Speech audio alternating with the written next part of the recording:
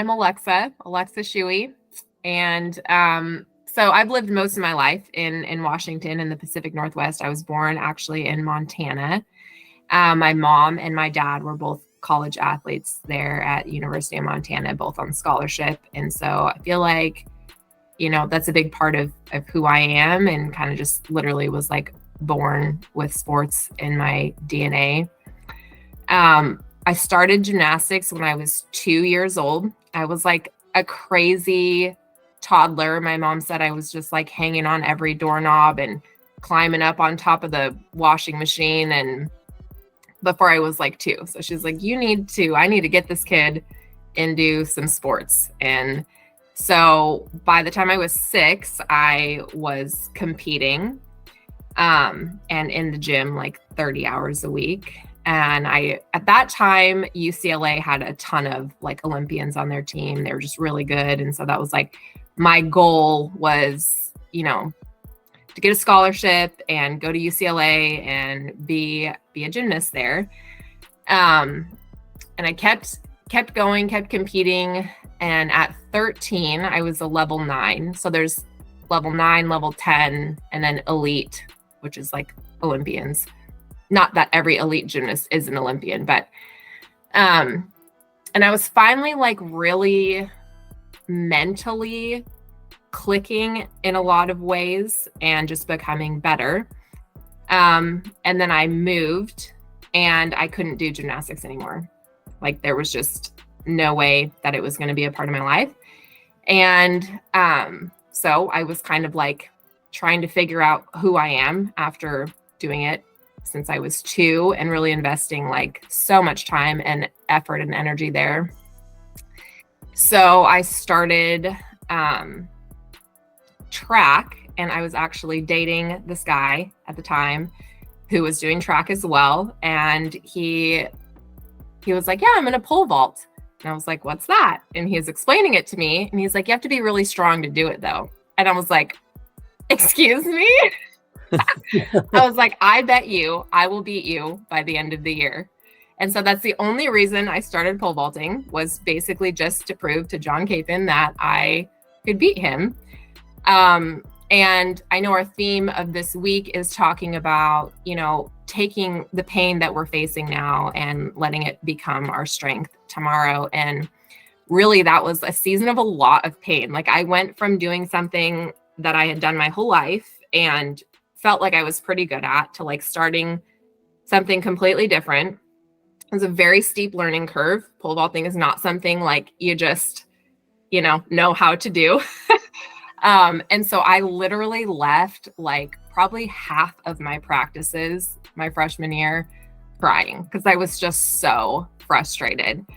But I didn't give up, mainly because I had made that bet. And so by the end of the season, I made it to districts and placed one podium spot away from making it to state. Wow. And so that was encouraging enough for me to keep going. And so I stuck with it, and I ended up getting a scholarship to go to WSU, not UCLA, but it was the best place for me to be. And so I feel like, having that experience of knowing that I could start something new and really suck at it, but stick with it, like became a source of strength for me in college, because there were several times, like not just in sports, but in other parts of my life, where I could look back and say, you know what, that was really hard and I wasn't good. But I still stuck with it, and I was able to make it to the point of feeling like, okay, like I don't suck at this, So I graduated with a Bachelor's of Arts in Marketing, and then married my college sweetheart and started working in recruiting. And then we started a family, started having kids. I had 3 amazing boys. And I stayed home with them during that time where I was birthing them. And I still wanted, though, like that competitive part of me, or the part of me that really wants to see like my effort producing something tangible, that's not, you don't see that, you don't get that as much with kids. And so or it's a very long process. So I started a photography business, which was super fun. I just taught myself how to do it and really enjoyed that process. And I think really I've probably always been an entrepreneur at heart in certain ways. Like in college, I started, it wasn't official by any means. I needed to make some money, and I really couldn't have a job year round, because with school and sports, those had to be my focuses. So I started more of a side hustle, I guess, of tie-dyeing shirts. So I literally bought like hundreds of shirts, and I had tie-dye and buckets all over my apartment, my poor roommates. And I just would like stay up late at night tie-dyeing shirts. And then I literally would carry them around in bags and just walk up to people or after class or whatever, and was selling t-shirts that I tie-dyed. Oh my goodness. So funny to think about that. But anyways, I think I have this constant drive to see improvement, like in myself, in the people I'm around, in my business and other people's businesses. Like I just love seeing growth. And so I think that's part of what makes me so excited to be doing what we're doing. And my boys are now 3, 5, and 7, and they're getting into sports, and it's just been super fun to watch them develop in that way and grow. And then, at the start of this year in 2023 is when you and I joined forces and started Automate Pro. And I'm super excited to get to see our clients experience growth and improvement and excel and use, I think, that just the competitive part of who I naturally am to help other people meet their goals. And now it's your turn. That's awesome. Yeah, I love it. I love the tie-dye story. That's amazing. He's fearless, right? You just go and do what you're going to do. I love the part that you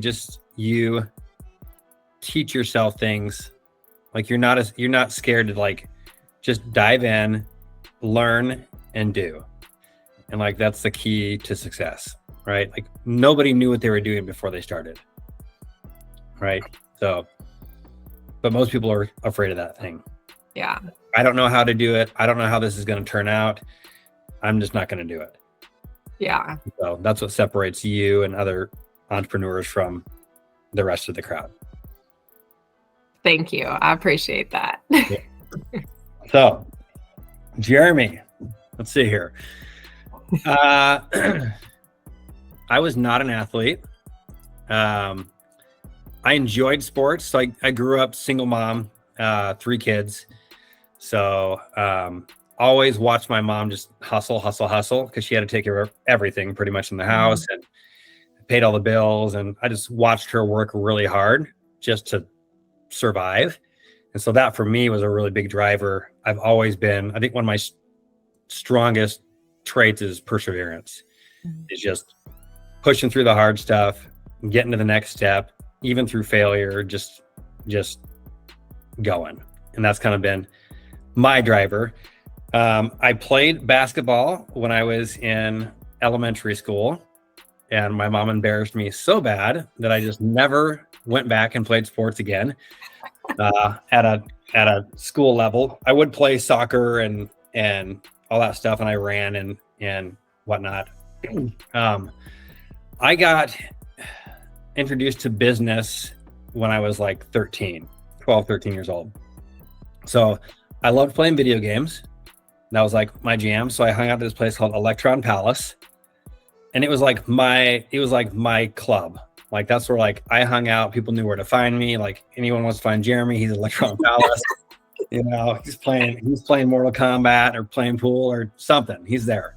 And so that's where I always was. But obviously it takes money to play video games. And my mom was like, we didn't have a lot of money. So she's like, if you want to play video games all day and ruin your life, then you need to make your own money. So I started, Jumpin' Jay's lawn care service, and I was mowing people's lawns, and I printed out these blue flyers with a bunny rabbit pushing a lawnmower, like just like did my own little graph. It didn't make any sense, but I was earning my own money and weeding people's yards and doing whatever. So I was always in that mode of, if I want something, I need to figure out how to get it myself. And then I started working for an actual landscaping company from a buddy of mine named Lance, who took me under his wing. And he had a real business with a lot of clients. And I was so little. I was like this little tiny kid. And he didn't want to hire me because he was like, you're too little. Like, the lawnmower will pull you across the yard. And I was 14 at the time, and I was probably maybe 100 pounds, maybe. And he was like, this will literally drive. But he goes, I'll give you, I kept on asking. I'm like, wouldn't let him go. So he said, fine, I'll give you a trial run. We'll do this. And then we worked together for, a couple of years on that until he went to the military. So he was my first real mentor, I guess, showed me how things work and gave me an opportunity. And then since then, I've always been pretty entrepreneurial, but failed most of the time. So I think that's a big piece of it. It's just don't be scared to fail. So was in the mortgage business for a while. I joined a bunch of MLMs, Amway twice and ACN and Amway twice. Yeah. I just want to give it another shot. So so those didn't work out just because I guess I wasn't driven enough to make that. It just always felt weird for me, those types of businesses to me. So anyway, I worked for a mortgage company for a while, a couple of years, which is actually one of our clients now, which is full circle. So worked for them for a couple of years, and that was in 2007, 2008 though. So mortgage industry, went down pretty heavily then. And I was left bankrupt. So I filed for bankruptcy. It's the first time I'd really made real money. And so I was spending money like crazy. I was buying motorcycles and cars and houses. And I was the only 25-year-old I knew that had 2 houses. And I was just going crazy. So anyway, bankruptcy, and lived in New York for a while. So I've always been an actor. That's been my domain. I love making people laugh. I love entertaining people. I love being on stage. I love the attention, not gonna lie. I love the attention. So whatever. So I've always just loved that. I've always just loved being on stage and being in front of a camera. If there's a camera, I'm in front of it. So just watch out. So that's kind of my jam, and been in lots of commercials and a couple of movies and TV shows. And so I went to New York and was in a bunch of shows there, and I did stand-up comedy while I was there. I danced in a lizard suit, an alien lizard suit on this stage. Is one of my first jobs there. I was I didn't care. I'm just gonna take whatever job I can get. So, Barney, sure, sign me up. Yeah, sure. Hot, sweaty lizard on stage. Amazing. Sounds great. How many people have worn this suit? I don't even know.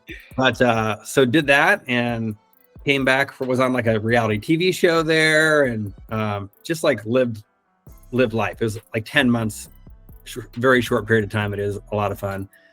But came back to Spokane and started my entrepreneurial journey there. Started dating my girlfriend, who's now my wife, and started a business with no money. I actually borrowed her credit card to buy my first course on how to start a local agency. And so I started the local agency, got on my first clients there, and just started scaling that. Still have clients to this day that are from that. And 9 years, that was 12 years ago or something like that. So still have some clients there, and then went into the e-commerce space because apparently I hate money and wanted to really just make less margin and work harder. So got into that space and started coaching in that space because I found some niche ideas that were working really well for me and for other people. And so I just started coaching people on how to scale their stores and optimize their businesses that way. And